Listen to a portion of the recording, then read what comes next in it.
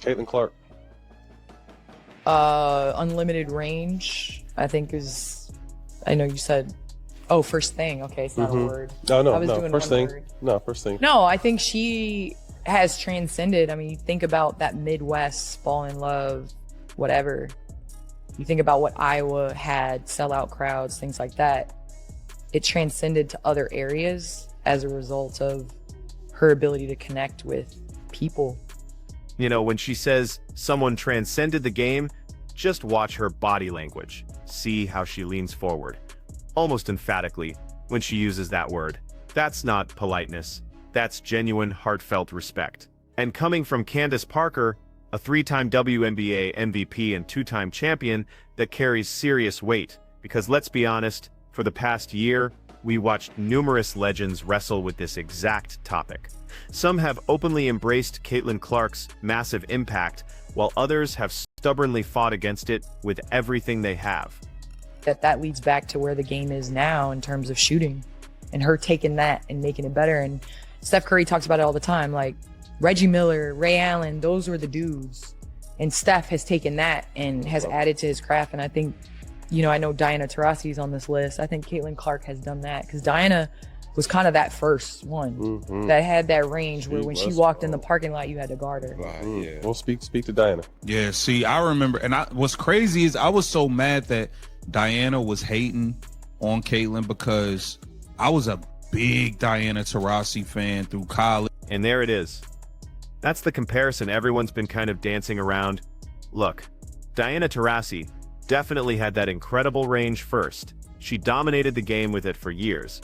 But Caitlin, she took that exact blueprint and truly expanded upon it. And frankly, that's exactly how greatness works in sports. You don't diminish the original by simply acknowledging the evolution. Think about it. Steph Curry didn't erase Reggie Miller's legacy when he started launching shots from ridiculous distances. He built on it, right? But here's what truly makes daceParker's perspective so incredibly refreshing.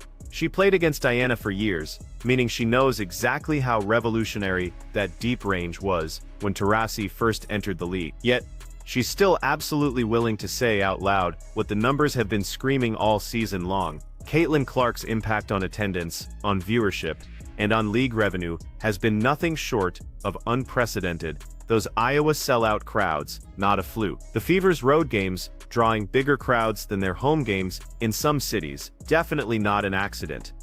Folks, this is measurable, documented, undeniable impact. Let's really dive into that. It was, I should have had it saved where this, okay, here we go, we right here. Let's get to this part. I think it's everybody's perspective on this WNBA, CBA is different because at this point, us fans, we just want something signed. We just want to see Caitlin hoop at this point. You know what I mean? I think the players, the owners, and then the retired players like a daceParker probably has her own different type of views on the situation as well. So let's see what she had to say about that. You're getting a little spicy out here in the streets. Was it Nafisha? Nafisha went in on the commissioner. The CBA is set to expire soon. People are thinking the lockout may be looming. Now, here's where things really get interesting. You need to pay close attention to what Candace just mentioned about the CBA negotiations. Because while most fans are simply sitting back wanting to see Caitlin play basketball, there's a massive, high-stakes negotiation unfolding behind the scenes that could actually shut down the entire 2020. The current collective bargaining agreement is set to expire right after the 2025 season. And honestly, the tension isn't just about player salaries, even though that's the headline everyone tends to focus on. It's fundamentally about the core economics of the entire league. Think about it. When Caitlin Clark's rookie salary is a mere $76,000, yet she's driving millions in brand new revenue, something just truly doesn't add up. And when coaches are reportedly making multiple times what even the league's best players earn, well, the math gets even stranger, doesn't it? You know, stars like Caitlin Clark only making $75K. What is your thought process? Because you were, you know, obviously Lisa and them started it. You had a heavy influence on carrying it to where it is today. And now, you know, I feel lockouts only hurt us. Lockouts only hurt players. What are your thoughts on? It hurts the owners a little bit too. But sometimes you see that? See? See, the male players have no problem admitting the lockout really hurts the players. Deja Kelly, I've listed a bunch of middle of the pack and fringe WNBA players who said they do not want this happening. It affects the players the most. We heard Charles Barkley say this. Now we're hearing Matt Barnes say this. The males have no problem letting them know. You might want to be careful with this lockout thing because it's going to affect you more. This is the question that should truly be front and center in every single CBA negotiation session. If the league genuinely can't afford to pay its star players over $1 million, then how are they somehow finding the money to pay coaches 3, sometimes even 4 times that amount? daceParker just courageously voiced what practically every player has been thinking internally, but very few have been willing to say publicly. Just look at the hard numbers. Teresa Weatherspoon was reportedly hired by the Chicago Sky with a salary topping Stephanie White, meanwhile, left the Connecticut Sun to coach the Indiana Fever for a deal reportedly worth over $700,000 annually. Yet the WNBA Supermax contract for players, which is the absolute highest they can earn, caps out at a mere, think about that. The league's highest paid player makes less than half of what multiple coaches are earning. And before anyone rushes in with the coaches have more experience argument, let's be crystal clear about the specific context here. We're discussing a league where literally the top 5 players generate the vast majority of fan interest, merchandise sales, and crucial media attention. We're talking about athletes whose individual brands are driving massive sponsorship deals that absolutely dwarf their actual playing salary. The market, folks, has already undeniably spoken about their immense value. The league's salary structure, however, just hasn't managed to catch up to that reality. The billionaires. Times It's done right. No, but you also got to think sometimes this is just Lockouts for y'all 2, or actually I was in 1. 90, 2. 98 and 10. Was it 10 or 9? What year was it? no, it was 11, right? 11. 11. What are your thoughts on kind of what's moving forward for this league and where you hope it continues to grow to? Well, obviously, like, people respect people with zeros at the end of their checks. Like, let's just be honest. Like, there's respect element of things when you walk into a room if you have zeros behind your check. And so I feel like in order for the WNBA to be reputable. Now this is the crucial part that often doesn't get nearly enough attention in the ongoing CBA discussion, the significant ripple effects of those publicly known salaries. When major companies approach WNBA players for potential endorsement deals, guess what they're looking at? They're using those playing contracts as an initial baseline for negotiation.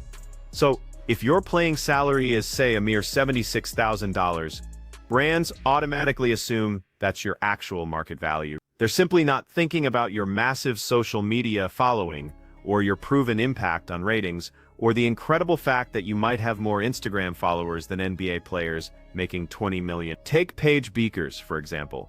She already had over 1 million followers before she even played a single professional game. When she eventually enters the WNBA draft, she'll sign a rookie contract worth roughly the same as Caitlin Clark's. And every single brand negotiation she has will start from that incredibly low number as a critical reference point. Meanwhile, Jalen Suggs, who was drafted the same year Paige would have been if she'd left early, signed a huge 4-year, $23 million contract with the Orlando Magic. The endorsement deals he gets offered, they start from that significantly higher baseline. The transparency that social media now provides absolutely cuts both ways. Yes, it brilliantly highlights that WNBA players boast massive followings and incredible engagement, but it also, unfortunately, makes those stark salary disparities impossible to ignore, forcing them into the public eye. Did have to have zeros behind your check. And with that being said, a number of zeros behind your check. And that has crossed WNBA off the list for a number of years just because of that. That's been the running joke in comments and things like that. Where the WNBA now, it's undeniable. Where sports in general are now, it's undeniable. But for so long, I think it's been that, like, wait. And as women, it's like in this country, it's always wait. Yeah. It's always, okay, just, but now it's like with social media, with NIL. So if you're telling me you can't pay players over $1 million, but you're giving coaches, I've never heard of a league where the coach is paid more than the best player. I have never, and please correct me if I'm wrong. And that, my friends, brings us directly to the lockout conversation that's currently making everyone nervous. Matt Barnes asked the question point blank. Remember A'ja Wilson's agent, who made headlines back in December 2024 when she boldly suggested players might be willing to sit out the entire season if their demands aren't met? Charles Barkley, for his part, went on record saying a lockout would absolutely devastate the players more than the owners. And he's right, at least in the short term. Here's the undeniable reality that nobody truly wants to say out loud. The WNBA had its breakthrough year in 2024 almost entirely because of one player, Caitlin Clark. She alone drove a staggering 48% increase in average attendance. Games she played in averaged a phenomenal 16,000 fans, while games without her averaged only 9,000. ESPN's most watched WNBA game ever, the Fever vs. Aces in September 2024, drew an incredible 2.5 million viewers, absolutely shattering the league's previous record of one. So if there's a lockout in 2026, that incredible momentum doesn't just pause, it completely reverses. The casual fans who started watching because of Caitlin won't just sit around waiting for the league to come back. They'll move on. And the sports media ecosystem that finally started covering women's basketball regularly, it won't hold that space open. They'll fill it with something else. Player on the team is going to make more than the head coach. So, but people weren't going to the games, y'all. Like, I don't know.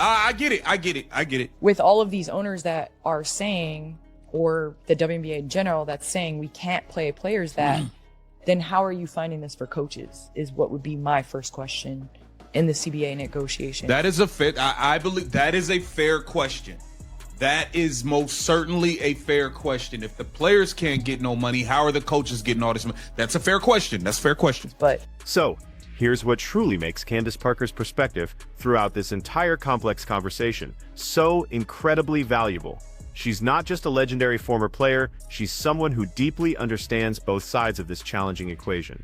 She literally played through the last CBA negotiation, so she knows firsthand what it's like to fight tooth and nail for better conditions, while simultaneously grasping the underlying business realities of the league. And now, she's working in media, which gives her an invaluable bird's-eye view of how the league is covered and perceived by the public.